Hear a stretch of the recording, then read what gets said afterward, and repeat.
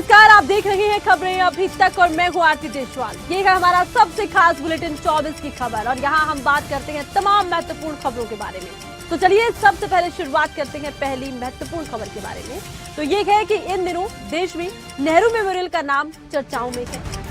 नाम बदला गया और इसे लेकर अब चर्चाएं तेज हो गई हैं।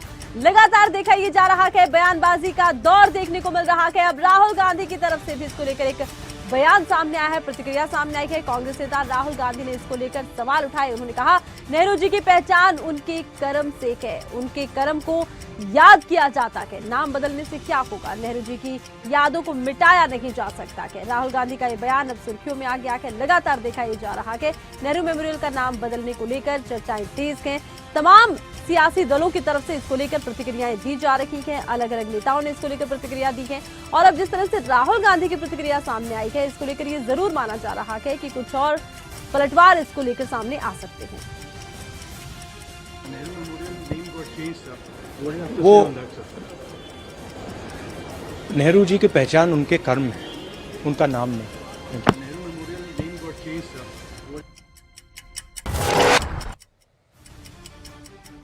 नेहरू मेमोरियल का नाम बदलने को लेकर जहां विपक्ष सवाल खड़े कर रहा है, तो वहीं सत्ता पक्ष इसे सही बता रहा है। केंद्रीय मंत्री प्रहलाद जोशी ने इस मामले में बयान दिया और कहा कि हम किसी भी पार्टी के हों, अपने पूर्व प्रधानमंत्रियों को सम्मान दे रहे हैं। कांग्रेस पार्टी ने इसे अनावश्यक रूप से मुद्दा बनाया है। मुझे नहीं पता कि इसमें समस्या क्यों है, क्या क्यों। ऑलरेडी इसके बारे में जो वस्तु उधर जो म्यूजियम बना रहे हैं, म्यूजियम सभी उधर हमारे जो पूर्व प्रधानमंत्री है, इर्रिस्पेक्टिव ऑफ द पार्टी, सभी प्रधानमंत्री जी को जो गौरव प्राप्त देना है, जो इज्जत देना है, वो चल रहे हैं। इसमें अननेसरली कांग्रेस पार्टी एक इशू बना रहे। उधर नेहरू जी का भी है, इंदिरा जी का भी है, चरण सिंह जी का भी है, मोरारजी देसाई जी का भी है, अटल बिहारी वाजपेयी जी का भी है। इसमें प्रॉब्लम क्यों होना चाहिए, मुझे समझ में नहीं आ रहा है। कांग्रेस अध्यक्ष मल्लिकार्जुन खड़गे ने बीजेपी पर निशाना साधा और कहा कि बीजेपी विपक्षी नेताओं को पीटना और जेल भेजना चाहती है। अगर कोई भाषण देता है या कुछ कहता है तो उसके खिलाफ मामला दर्ज हो जाता है। उन्हीं नेताओं को जेल में डालने और एफआईआर दर्ज करने की आदत बनती जा रही है।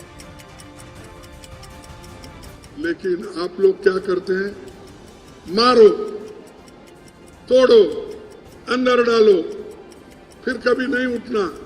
सभी लीडरों को अंदर डाल के कोई भाषण देता है, अगर कुछ कहता है उनके खिलाफ उसको केस में डालो, दूसरा कोई आता है उसको जेल में डालो। ऐसा जेल की और एफआईआर करने की आदत उनके पास ज्यादा होगी। और बहुत से राइटर्स, बहुत से लोग आज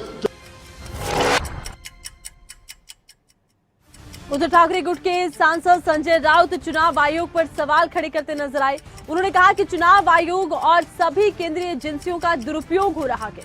एनसीपी प्रमुख शरद पवार ने कहा, ईडी तय करती है कि कौन किस पार्टी में जाएगा, कौन मंत्री बनेगा। सांसद संजय राउत ने कहा कि ये पवार साहब का बहुत गंभीर बयान सामने आया है और जिस तरह से ये बयान सामने आए हैं, एक बार फिर से केंद्र सरकार पर हमला बोलते हुए नेता नजर आए हैं। कहा यह जा रहा है कि दुरुपयोग हो रहा है सरकारी संस्थाओं का। अब देखना ये होगा इसको लेकर क्या कुछ पलटवार सत्ताधारी पार्टी की तरफ से किया जाता है। उद्धव ठाकरे गुट के सांसद संजय राउत का चुनाव आयोग पर सवाल। उन्होंने कहा कि चुनाव आयोग और सभी केंद्रीय एजेंसियों का दुरुपयोग हो रहा है। उन्होंने कहा कि एनसीपी प्रमुख शरद पवार की तरफ से भी कहा गया है कि ईडी तय करती है कौन किस पार्टी में जाएगा, कौन मंत्री बनेगा। इस देश में ये हो रहा है misuse of election commission.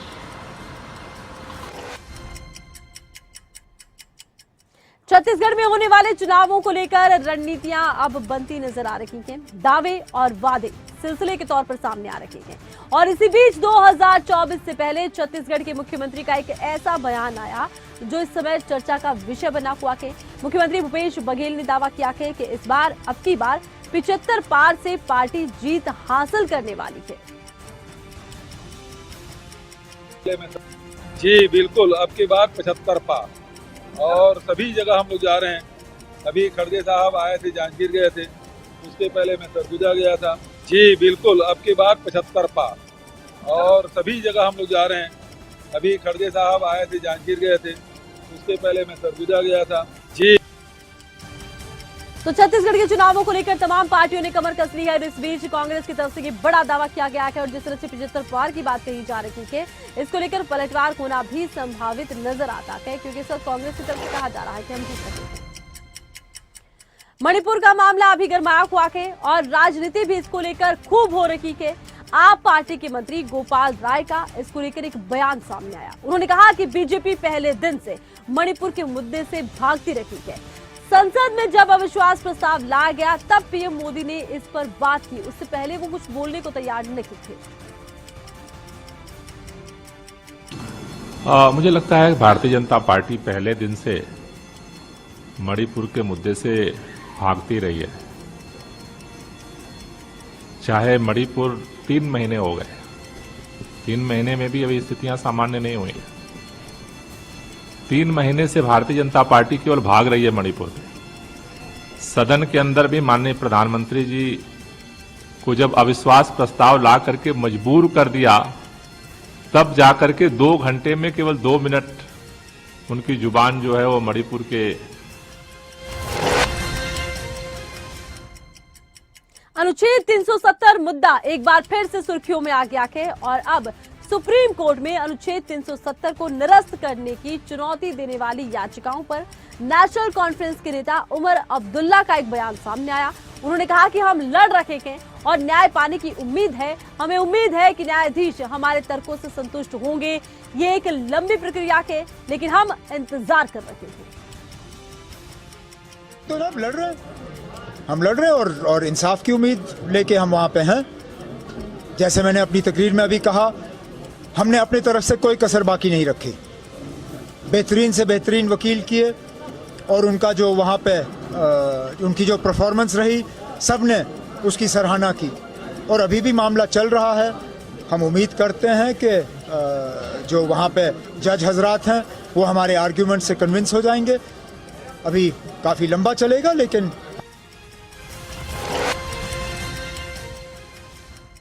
Rajasthan विधानसभा चुनाव को लेकर राजस्थान बीजेपी ने संकल्प पत्र और प्रबंधन समिति की घोषणा कर दी है। ये घोषणा बीजेपी के राष्ट्रीय अध्यक्ष जेपी नड्डा के निर्देश पर हुई है। इसमें बड़ी बात यह है कि राजस्थान की पूर्व सीएम वसुंधरा राजे का नाम शामिल नहीं किया गया है। संकल्प पत्र कमेटी में केंद्रीय मंत्री अर्जुन राम मेघवाल को संयोजक बनाया गया है। सांसद घनश्याम तिवारी, किरोड़ी लाल मीणा, राष्ट्रीय मंत्री अलका गुर्जर, प्रभुलाल सैनी, राखी राठौर को सह संयोजक बनाया गया है। अब देखिए, राजस्थान की राजनीति को लेकर लगातार कई तरह की खबरें सामने आ रही हैं। चुनाव नजदीक हैं और ऐसे में तमाम पार्टियां आने वाले चुनावों को लेकर रणनीति बना रही है। अब देखना ये होगा जिस तरह से बीजेपी रणनीति के तहत आगे बढ़ती नजर आ रही है, कांग्रेस की क्या रणनीति रहती है। फिलहाल देखा ये भी जा रहा है कि आने वाले दिनों में तमाम पार्टियां राजस्थान में कई तरह के कार्यक्रमों का भी आयोजन करने वाली है। इसी को लेकर अलग अलग कमेटियों का निर्माण किया गया है।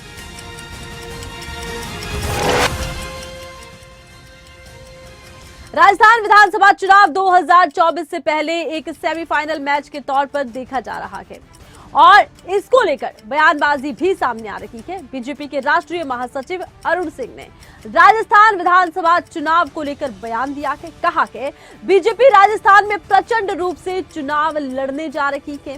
राजस्थान में बीजेपी की ऐतिहासिक जीत होगी। चुनाव के लिए चुनाव प्रबंधन समिति बहुत ही महत्वपूर्ण होती है।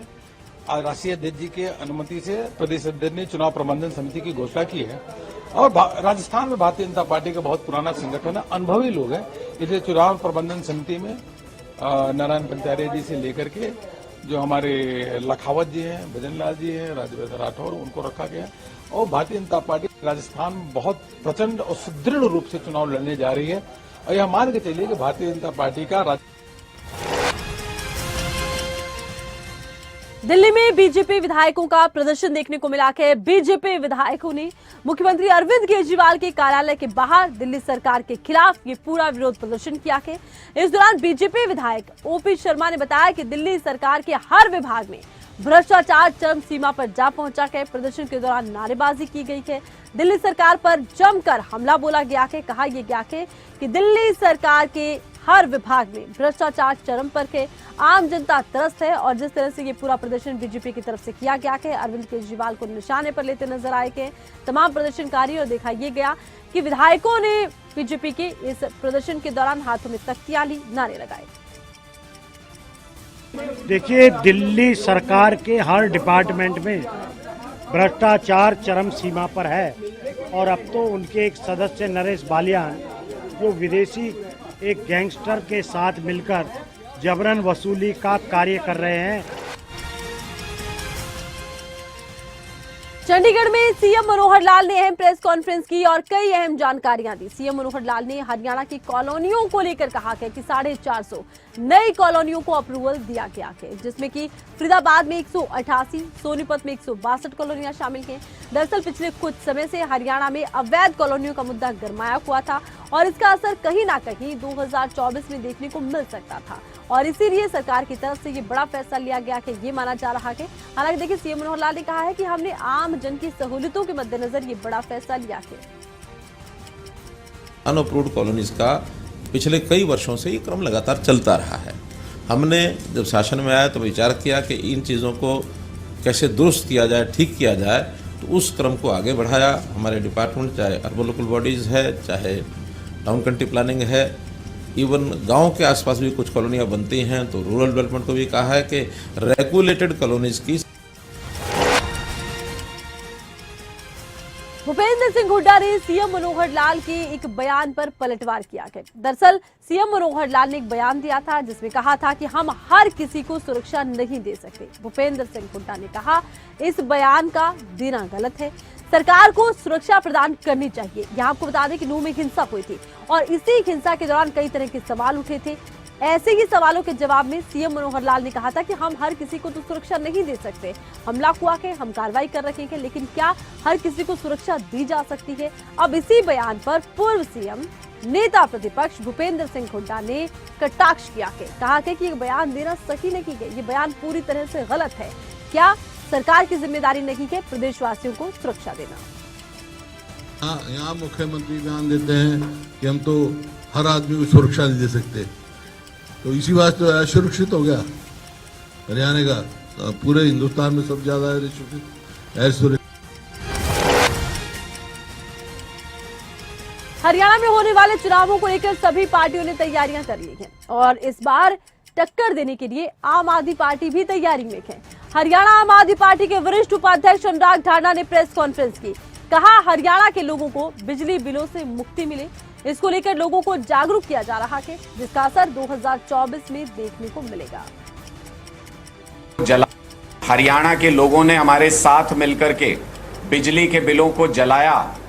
इस संदर्भ में कि हरियाणा भी बहुत जल्द इस गुलामी से आजाद हो जाएगा, ऐसी 4454 यानी 4454 जगह ऐसी हैं जहां पर लोगों ने हमारे साथ मिलकर के बिजली के बिलों को जलाया है।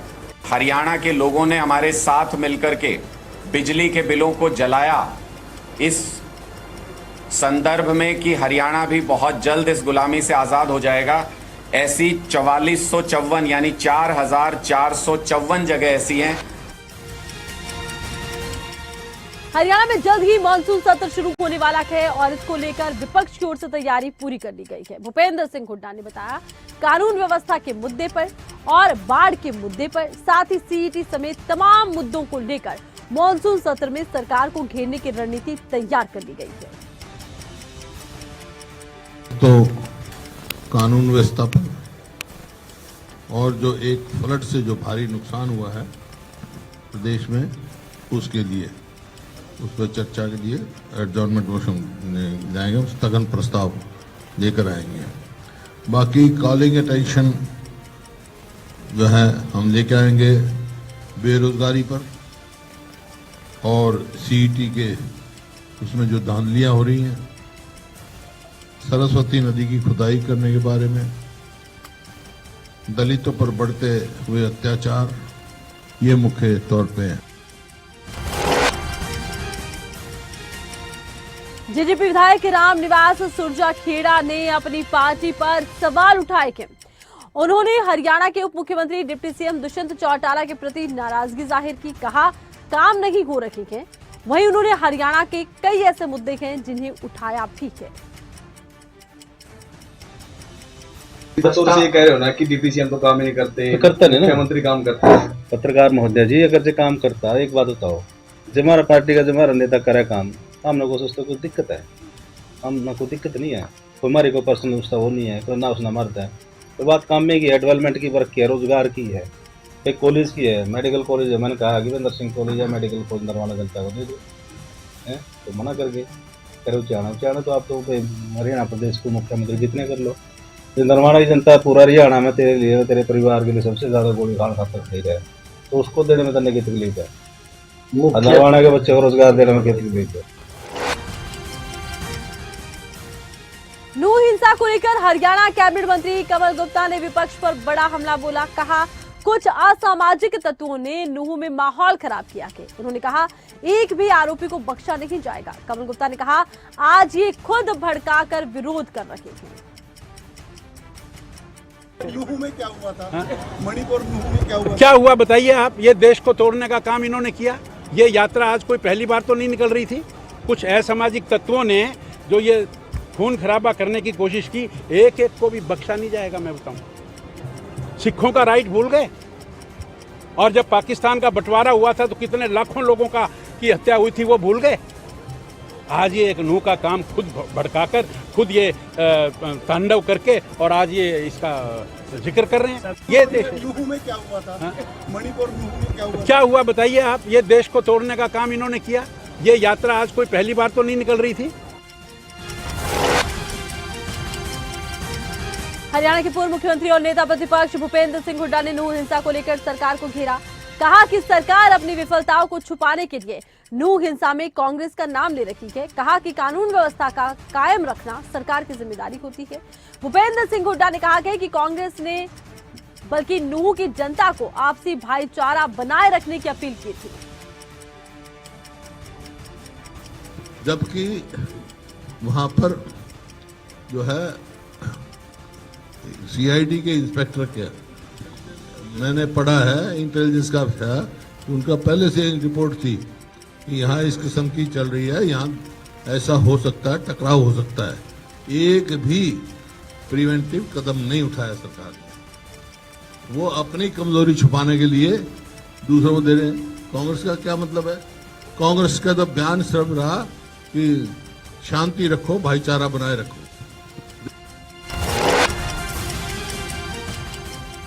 2024 में होने वाले चुनावों को लेकर इनेलो पार्टी ने तैयारियां शुरू कर दी हैं और प्रदेश के अलग अलग जिलों में परिवर्तन यात्रा निकाली जा रही है। अब इसी कड़ी में इंडियन नेशनल लोकदल की हरियाणा परिवर्तन यात्रा यमुनानगर जिले के गुमथला राव में पहुंची। इस दौरान अर्जुन चौटाला ने बड़ा बयान दिया, कहा इस बार जनता ने फैसला कर लिया कि इस बार परिवर्तन लेकर आएंगे।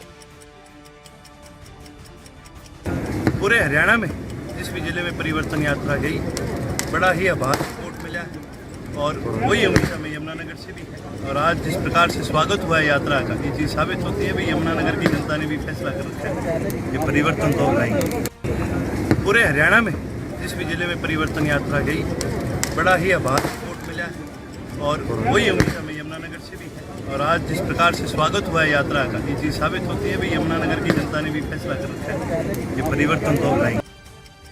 तो देखिए, बड़ा दावा किया गया है परिवर्तन लाने का। इधर इनेलो नेता सुनैना चौटाला ने हरियाणा सरकार की कार्यप्रणाली पर सवाल खड़े किए हैं। उन्होंने कहा हरियाणा की जनता आज सरकार के कामों से खुश नहीं है। उन्होंने कहा कि हरियाणा में स्थिति बद से बदतर होती चली गई है, बेरोजगारों की संख्या लगातार बढ़ रही है, सड़कें टूट रही हैं, महिलाएं सुरक्षित नहीं हैं। उन्होंने कहा आज प्रदेश का प्रत्येक व्यक्ति इसे सरकार से छुटकारा पाना चाहता है, परिवर्तन चाहती है जनता। ना कोई सरकारी नई बिल्डिंग हमें देखने को मिली, बल्कि समस्याएं मुंह फैलाए खड़ी हैं। 90% से ज्यादा गांव में आज पीने के पानी की समस्या है। मेरी माताएं बहनें आज भी सर पे पानी लाने के लिए मजबूर हैं। वहीं जो सड़कों की हालात देखी तो सड़कों में गड्ढे ज्यादा और सड़कें कम नजर आई।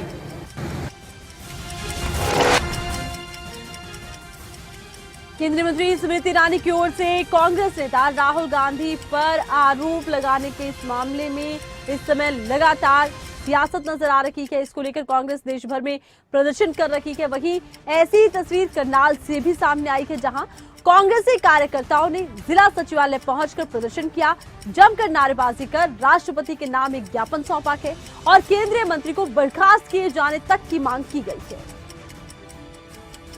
हिंदुस्तान की सबसे बड़ी पंचायत संसद के अंदर केंद्रीय मंत्री स्मृति ईरानी जी ने जो राहुल गांधी जी पे इल्जाम लगा, झूठ बोला, उसको हमारे देश ने नहीं पूरे संसार ने देखा और उसको नकारा। और प्रधानमंत्री मोदी मंद मंद मुस्कुरा रहे थे, जिससे लगता है कि मोदी जी की शय पर यह काम हुआ। एक साजिश के तहत, एक राजनीति के तहत ये सारी बातें हुई है। हम स्मृति ईरानी से इस्तीफे की मांग करते हैं। हिंदुस्तान की सबसे बड़ी पंचायत संसद के अंदर केंद्रीय मंत्री स्मृति ईरानी जी ने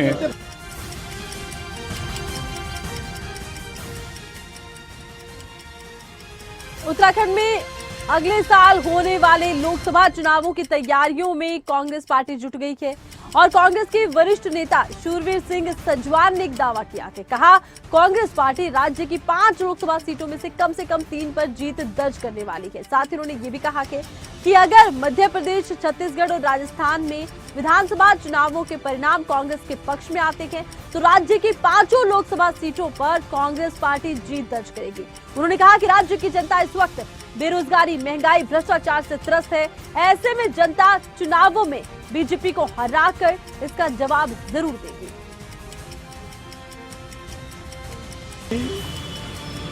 लोकसभा में कांग्रेस बहुत मुस्तैदी से चुनाव लड़ेगी और मैं दावे के साथ।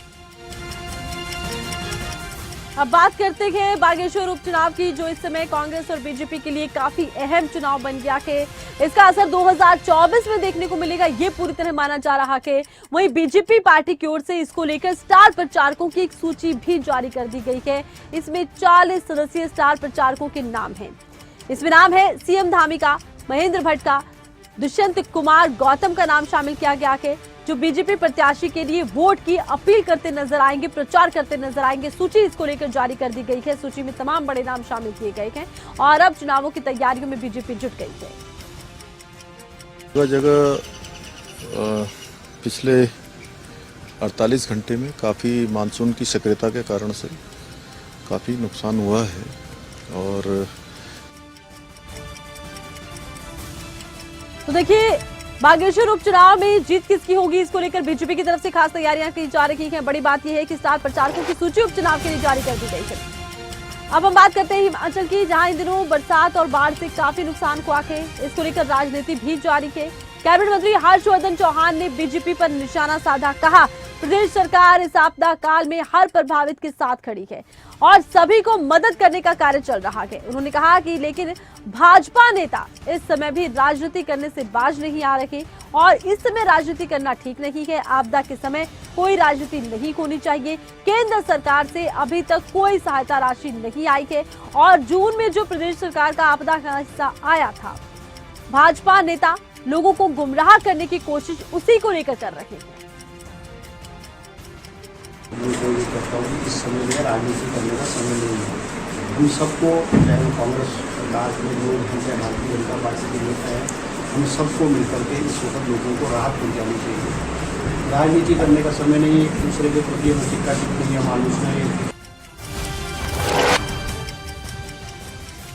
हिमाचल में एक तरफ जहां आपदा से भारी नुकसान, तो वहीं कांग्रेस लगातार कह रही है कि उन्हें केंद्र से मदद नहीं मिल रही। इसी को लेकर बीजेपी अध्यक्ष डॉक्टर राजीव बिंदल ने बयान दिया।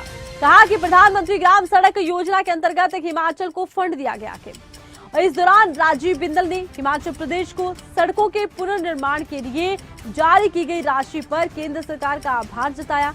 उन्होंने कहा कि 254 सड़कें एक साथ बनाने के लिए केंद्रीय मंत्रालय ने स्वीकृति दे दी है। हिमाचल प्रदेश के विकास के लिए केंद्र की मोदी सरकार निरंतर सहयोग करती आ रही है।